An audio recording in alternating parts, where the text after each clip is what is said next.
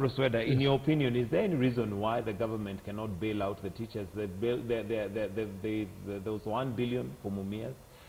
We've heard that there's the one now for KQ. Why can't they bail out the teachers? I think for teachers it's not a bailout. It is a lifelong payment.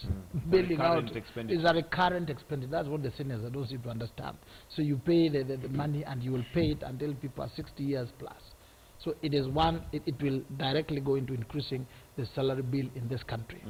And I am saying, and now they seem to understand, that it is not a one-off thing that you do today on Monday. It is a process. There must be a supplementary budget. It has to go to Parliament, and then Parliament has to approve it. The National Assembly has to approve it, and then it is implemented. That presupposes that there is money, or there is where you get the money. Now that has to be done by government. That therefore rules out a strike on Monday or Tuesday. That's what I'm saying. When Nat and the teachers say, we are going on strike on Monday, I think they don't seem to live in this country, and they don't seem to understand the process. And when parliamentarians, like the two senators here, are also talking about do this, yet they are the ones, it is in their hands. This is their job. They don't know their job. They are standing outside saying, government, government. It is them actually to introduce it and say, gentlemen, we have a problem at hand.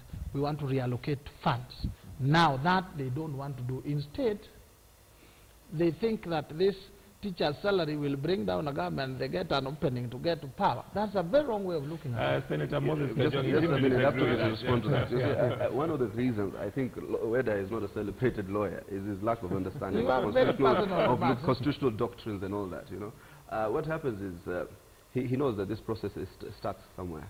He knows who controls the National Assembly, which is the budgetary sector of the approval sector for the national government, and he knows where the national government, who owns it, or who controls the national government. For him to totally pretend that court can just go somewhere and start a budgetary process is a fallacy. Is the lowest form of a person who does not understand the Constitution. That's why I've never heard him taking many constitutional cases or being a giant in constitutional practice in Kenya.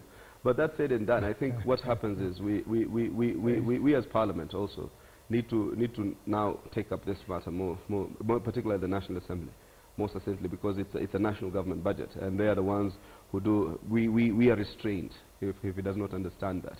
We are restrained from getting to matters finances, particularly matters of national government. In fact, the Constitution places a caveat that we shall not get into matters finances. The only finances we were able to do is the division of revenue between national government and the county government. So I think what ought to be done, now is for government to demonstrate, as the teachers say they're striking. I think it's also a way of saying you must demonstrate, you know, even to court or even to the world, that there's something you're doing. 1 year, I think a week after the ruling, what has been done? Where has the movement been? So why should we trust that we just allow ourselves to wait for the government to act in good faith? So I think the teachers, if they must demonstrate good faith, there must be some kind of action being shown from the government side. As we wind up on that. And Mike, you see this thing of teachers, and I disagree with my brother Ambrose, because teachers are very respectable people. I'm a son of a teacher. My mother is a teacher. My brothers and sisters are teachers. They live in this country, so you cannot create an impression that teachers operate like they have come from another world. But the government, you know, the executive must be the one that is initiating some solution. Even the budget committee cannot wake up and say that Bwana Rotich, this is how you're going to do it. It is Bwana Rotich and the cabinet that is supposed to initiate and bring the matter to the National Assembly so that the National Assembly can make the necessary adjustments. Now, when teachers are saying that you need to pay us, as the courts ruled, then they hear that TSC is going back to the Supreme Court again. Because they are saying that their case was dismissed on a technicality, and they are still intent on going back to the same Supreme Court. That shows that they are dishonest, and they are willing to do anything and everything to deny teachers what they believe is rightfully theirs. There has to be a sign. The government must put out a sign that yes, we are committed to this. This is going to be another PR exercise. And I can tell you now, this is politics. We will engage the teachers in brinkmanship. They are going to go on strike. They're going to paralyze education so that the president can come and say that now I have ordered that you be paid. But haven't you just said that the executive should step in and do something about it? Isn't that part of it? They need to do it in a timely manner. They are waiting for things to get wrong. They are waiting for us to get to the edge so that the president can pull a quick PR move and say that he's the one. So are you suggesting it's deliberate that they're waiting for that to happen? But also another question begs, who's in charge? Because you see Deputy President Ruto says one thing, Henry Koskei says another. I was told here once by the TNA Secretary General that one has to support whether the boss now becomes the last word. So I think let us hope that the boss last word is really the last word, because we said the same thing about the Mumias sugar. Mina is saying one thing, Museveni is saying another, Uhuru is saying another, and it's just some kind of game that sometimes is very mucky. So I hope, as he puts it, let's avert the crisis before it happens. Yeah, and it's the same game we did with sugar. The president went with a check to Mumias that he is now the savior of the sugar industry with 1 billion for a company that has reported a 3 billion loss. They've issued a profit warning. But doesn't it have to start somewhere? It has to start somewhere. No, Mike, we must not run a country through PR. We must run a country by making tough decisions in a timely manner, not waiting for things to get bad.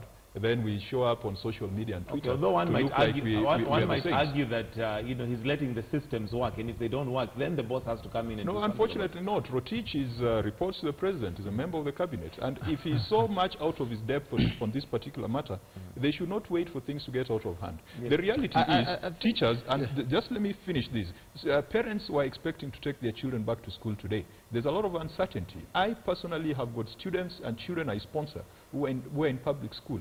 I'm not sure whether to take them. But I support teachers. And so if the teachers declare a strike, it is up to the executive, which is headed by the president, to act in a timely manner rather than waiting for things to go bad so that they can pull a PR move. Okay. I think these people, especially the CORD brigade, I think that they have got a chip which they'll cling on to power. The way the systems work, the president would then, the matter would go to the treasury. The treasury would look at what they have, the options. Then it is taken to cabinet. Cabinet includes the president. They look at it, the options on what options do we have in paying this salary. Then it goes to parliament. Then parliament decides, and laws are altered, or budget is altered, and then payments are done. It is not in a decree manner, the way it is done in CORD or WIPA. It is something systematic, and a good government must be systematic. And that is why I'm saying, because it is a court order, payment has to be done.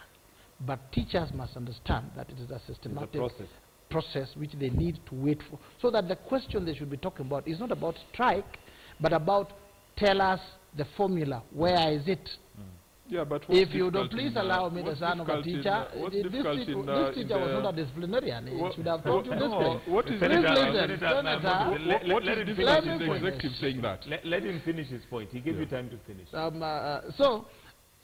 Let the teachers go for the formula. They say, look, give us the way forward. It has to be done. You have no choice. And I think government also knows that. But it is a process. Don't listen to CORD people trying to endear themselves to yourself for election. Election is still 2 years. We are talking about today.